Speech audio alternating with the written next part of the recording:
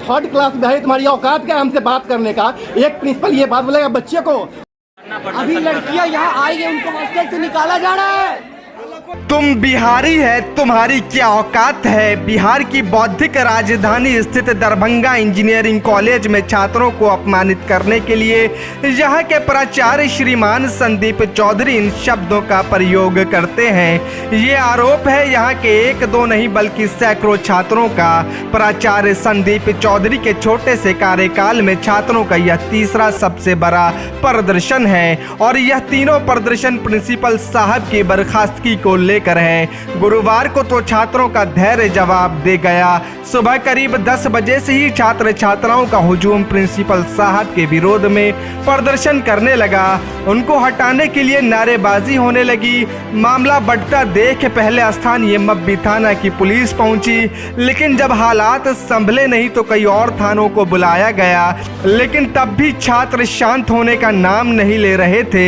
तब जाकर खुद सदर डीएसपी और एसडीओ को कॉलेज परिसर में पहुंचना पड़ा, जिनके सामने भी छात्रों ने जोरदार नारेबाजी की। आपको बता दें कि इन सब प्रदर्शन के पीछे का कारण छात्र प्रिंसिपल साहब के तानाशाही रवैये को ठहरा रहे हैं। छात्राएं इन पर मानसिक शोषण का आरोप लगा रही हैं। हालांकि इससे उलट प्रिंसिपल साहब का अपना ही दावा है, जिसमें सारा दोष छात्रों का ही है। बात ये हुई है कि अटेंडेंस कार्ड का इशू है, आप लोग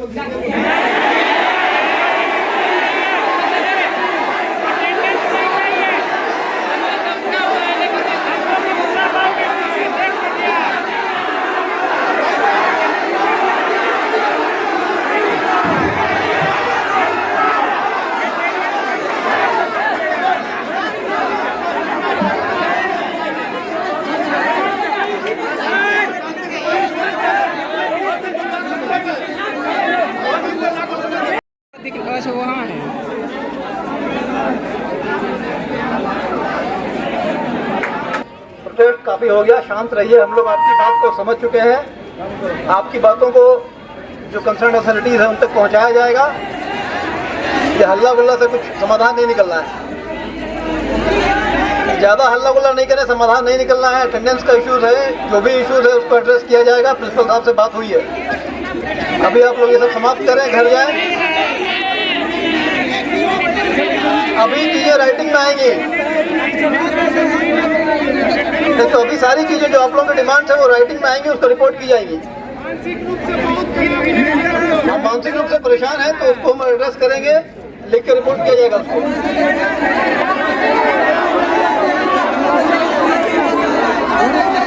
ये हर बार नहीं हुआ, एक बार और ऐसा हुआ है। एक बार कोई सोल्यूशन नहीं, आप लोगों को जो बल का प्रयोग किया जाएगा।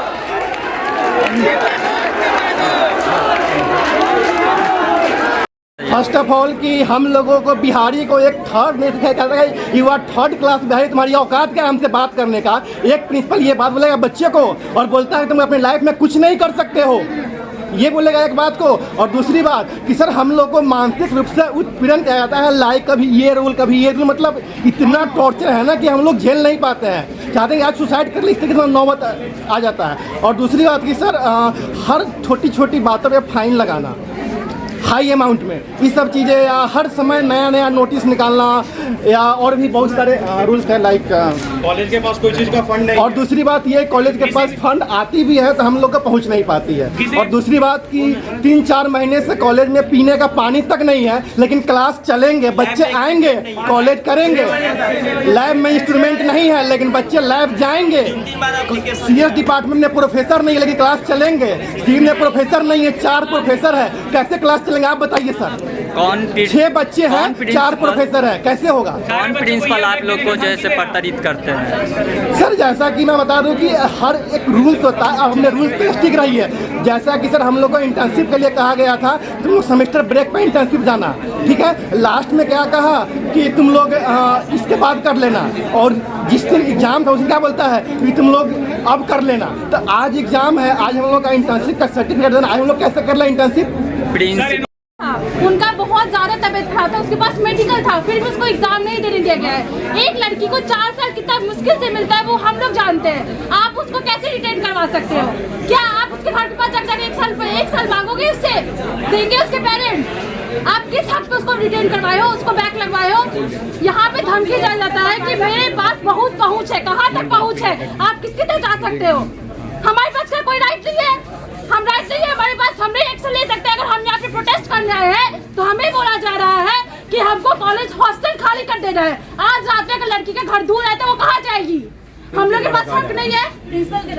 प्रिंसिपल सर के द्वारा, हमारी वार्डन के द्वारा धमकी आ रहा है कि हम लोग को हॉस्टल से निकाल दिया जाएगा। कैसे ये तरीका हुआ? हम लोग यहाँ पे क्या करें? हमारे पास फंडामेंटल राइट्स है, हमारे पास राइट टू स्पीच है। क्या हम नहीं करें? हम नहीं बोले? हमारा जबान बंद कर दे आप लोग? क्या करें हम यहाँ पे? हम कौन से कॉलेज का प्रॉपर्टी को डैमेज कर रहे हैं? आप बताइए ये बात। हाँ, तो हम लोग को धमकी मिल रहा है कि हम लोग को कॉलेज से हॉस्टल को खाली कर देना है अभी इसी वक्त। क्या हम यहाँ पे आके क्या गलत कर रहे हैं? मान के चलिए हम लोग क्यों हॉस्टल खाली करें? हमने 6 महीने का पेमेंट किया है, क्यों खाली करें? और गलत क्या करें हम लोग? पहले हमें ये बताइए। हम लोग अपना बात रख रहे हैं, हम लोग किसके पास जाए? हॉस्टल से भी निकाला जा रहा है। कौन होता है वो हॉस्टल से निकालने वाला? आपको बताते हैं। आज की रात कॉलेज में डांडिया नाइट होने वाला था। उससे 2 दिन पहले हम लोग गए फंड की मांग करने के लिए। पहले तो परमिशन नहीं दिया गया, जब फिर बाद में हम लोगों ने कुछ नहीं किया तो प्रिंसिपल सर आके कहते हैं सेमिनार हॉल में, जब मैंने मना कर दिया मुझे लगा तुम लोग कुछ करोगे, लेकिन तुम लोग बहुत शांत हो, तुम लोगों ने कुछ नहीं किया। चलो मैं खुश होकर तुम लोग को परमिशन देता हूँ। हमें लगा कि बात एकदम सही, अच्छी बात है, परमिशन मिल गया, यानी कि फंड भी मिलेगा कि बच्चे छोटी छोटी चीज़ के लिए अपने घर से तो पैसा नहीं ना लेके आएंगे यहाँ पे। तो हमने कहा ठीक है चलो परमिशन मिल गया, मतलब फंड भी मिलेगा। हम लोग अंदर गए फंड की बात करने के लिए, मैम भी अंदर की फैकल्टी कोऑर्डिनेटर बात करने के लिए। नहीं दिया गया फंड, हमें डायरेक्ट कहा गया करना करो, नहीं करना तुम जानो, ठीक है। उसके बाद हमें लगा फंड तो मिलेगा, फिर हमने कहा ठीक है। जब हमारे पास फंड नहीं आया तो हमारे पास वो एरिया दिया गया वहाँ पे हम लोग को डांडिया नाइट करने के लिए। हम लोग गए वहाँ पे, तो वहाँ पे देखते हैं पत्थर है, सांप निकलते हैं वहाँ से। उस जगह में हम लोग को कहा गया कि आप डांडिया नाइट परफॉर्म कीजिए। हमने वहाँ सख्त मना कर दिया, हमने कहा कि हमें अंदर में करने दीजिए।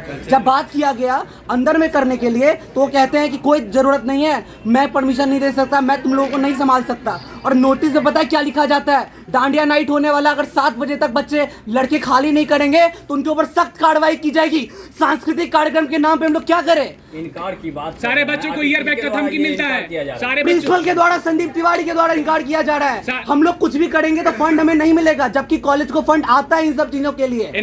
जवाब दूंगा, जिसके तहत अब बच्चों को मालूम चल गया कि 12-13 दिन की क्लास बची है। 12-13 दिन की क्लास में पर डे अगर हम 4 पीरियड लेंगे तो 12 चौक 48, 48 क्लास हो पाएंगे।